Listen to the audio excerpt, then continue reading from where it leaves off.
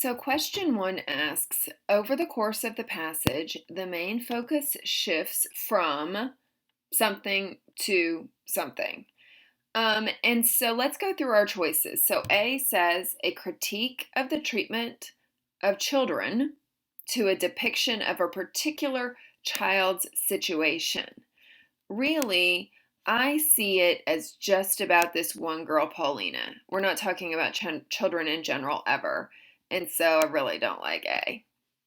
B, observations of a character's mental state to a domestic reunion. So let's look at that one. Here we have a character, Paulina. She's having to be coaxed from the corner. She sat listlessly, hardly looking. She had a fixed and heavy gaze. She had a sad countenance, and then it vanished and it was replaced with eagerness. So that would definitely be a lot of mental state description. And then shifting to a domestic reunion. So I'm really liking this one more. The reunion is going to be here. And so when the man in the street found her and like wrapped her up in his coat and took her back inside, and at the time, we didn't realize that that was a father and daughter reuniting. But then if we read the rest of it, we can see that it is her father. And so that would be a domestic reunion. Domestic meaning like related to the home. And so I really like B. If we want to check C and D, we can. So C, the opinion stated by one character to the opposing views asserted by another. We really don't have any perspective other than the narrator. Perhaps you could say that here the dad said, I found it impossible to leave the country without seeing her. And Miss Breton is like, why did you come here? But that is not what the whole passage is about. That's definitely not a shift. That's one paragraph moment. And then the description of a character's past to a prediction about the future, we really don't have specifics about where this girl's been or where she's going. So we got to go with B. All right, number 2. In the passage, the narrator characterizes Paulina as someone who goes from, and then again, we have a shift. So let's go up to the top again where we see her at the beginning. So she is having to be coaxed from the corner to go watch the cars and count the ladies. And so she's sitting listlessly. She's hardly looking. And so if we don't, listlessly means like just so bored and blasé. And if we don't know what listlessly means, we can come down here and we see sad. So the sad countenance vanished. And so she had been sad, and then it was replaced with eagerness when she saw her dad. So the beginning, she is a negative emotion. And so based on that, let's get rid of D, because that is definitely not content. Confused? I think confused is too neutral. Because these are really negative emotions. All right, then the end, the last paragraph, let's go there. He kissed her. I wish she would utter some hysterical cry so that I might get relief and be at ease. That's the narrator saying, like, this is so awkward.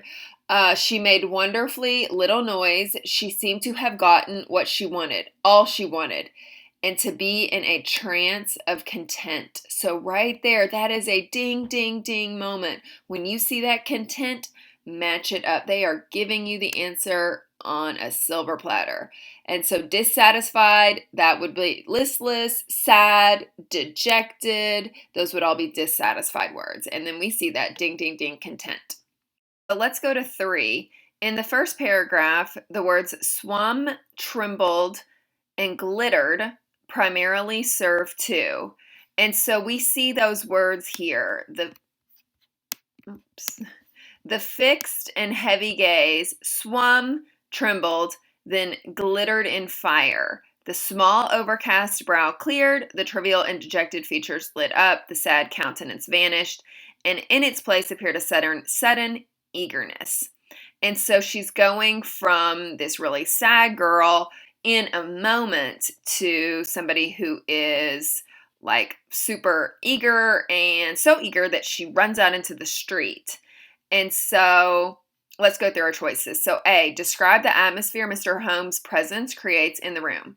He's not even in the room yet, so get rid of it. B, reveal that Paulina has become upset by what she has seen. I don't really see she's going from upset to a positive emotion, so I don't love that. C, emphasize Paulina's excitement at what she has seen.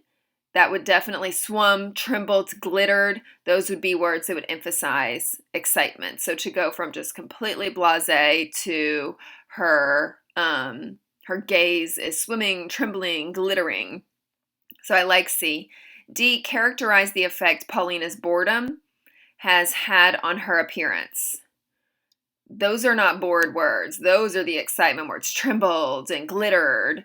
And so those would be excitement words. And so then if we're between, these are basically the same answer choice, just the difference is going to be upset or excitement.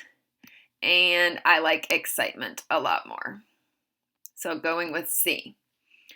All right, number 4. According to the passage, Paulina cries, "It is," line 15, because, and so it's here.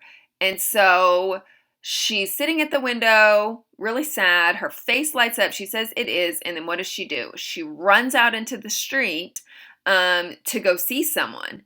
And so then this man turns out to be her father. And so she's trying to entertain herself. No. It's her reaction to something.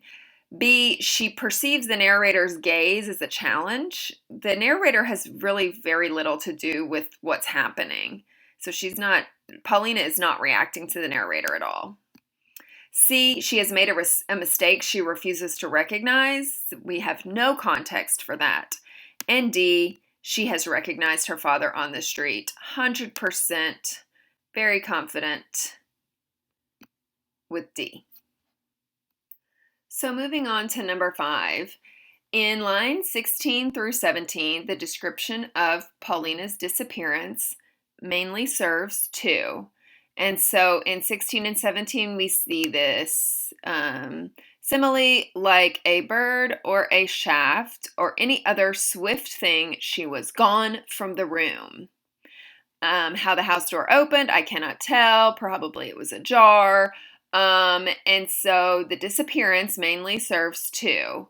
And so show a physical response from Paulina that parallels her emotional response. So here we saw that emotional response where she went from really, really sad to very eager, and then she runs out of the room like a bird or a shaft or a swift thing. I like that one.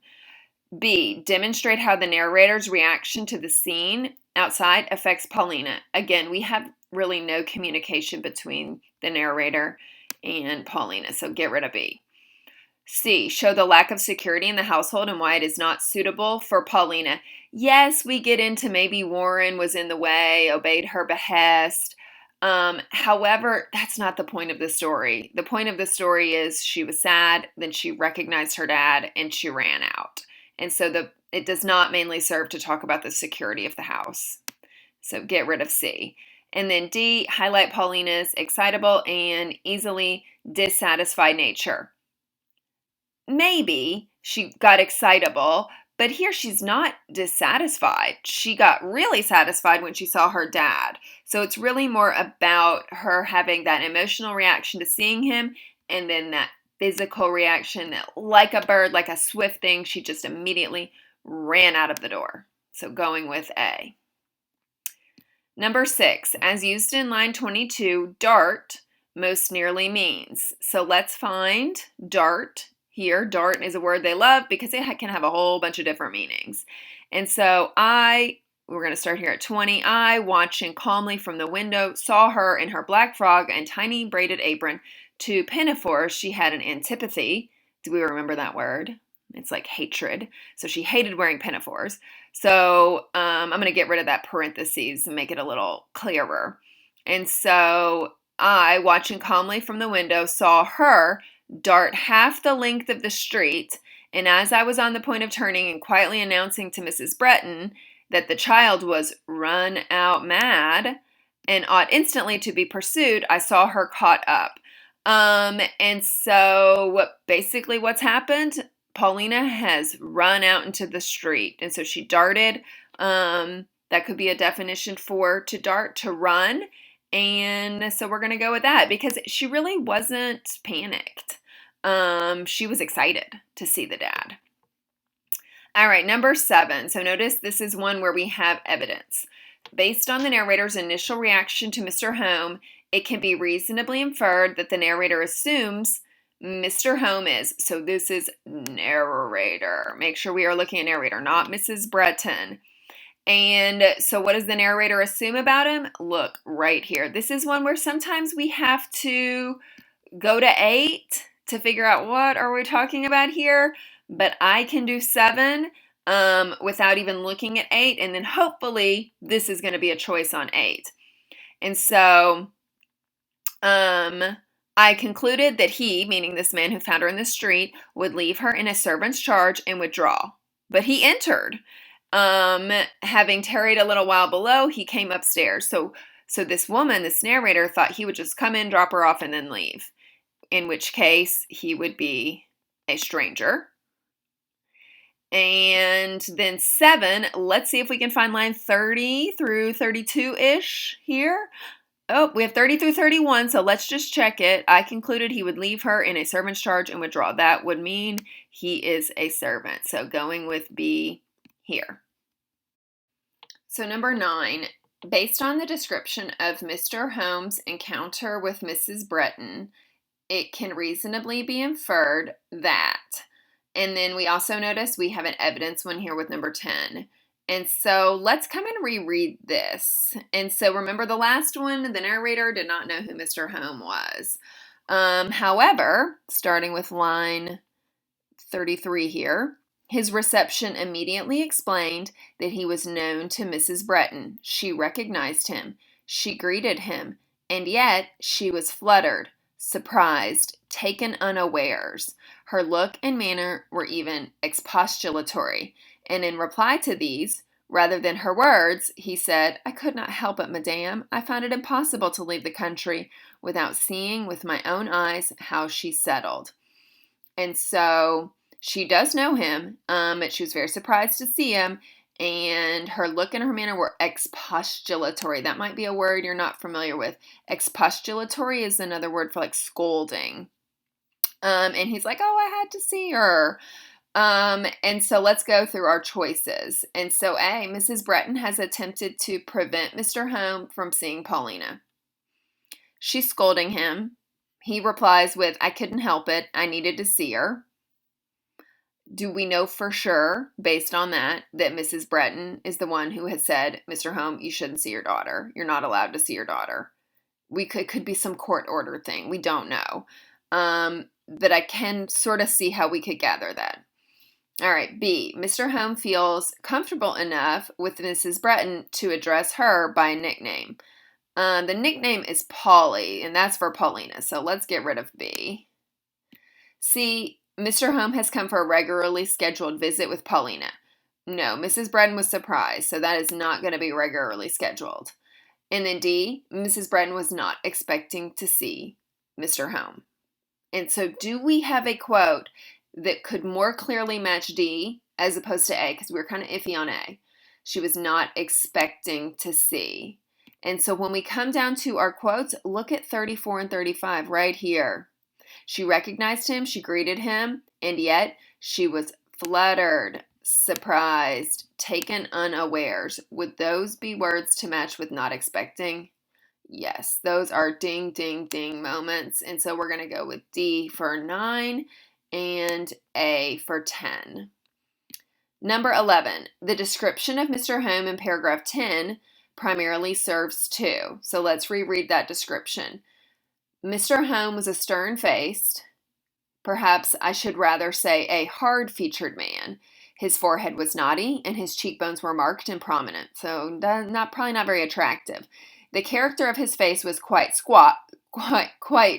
Scotch, but there was a feeling in his eye and emotion in his now agitated countenance.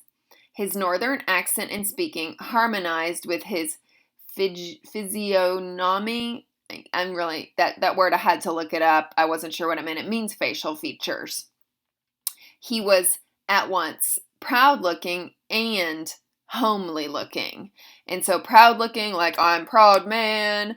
I have pride in my appearance. And then at the same time, homely. Do we remember that word? That word means ugly.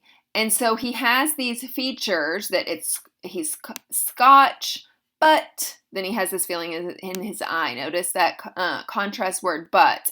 And so he's at once proud and homely looking. So he has these two different sides to him. And so his appearance, I like A, demonstrate the duality of his character. B, demonstrate his hard, cold nature. Well, that omits the emotion in his eye and the way that, he is with his daughter. So let's get rid of B. C, show the strong and obvious love he has for Paulina. Well, that kind of omits how ugly he is. And then D, reinforce his state of confusion. I'm not sure that he's confused. He wanted to see his daughter. He got to see his daughter. And so I really like A, especially the ding, ding, ding moment for me with A is that line 60. If there had been an evidence question, that's where we would point. At once, so like at the same time, he's proud looking and homely looking. Those would be like opposites. And so that would be the duality of his character.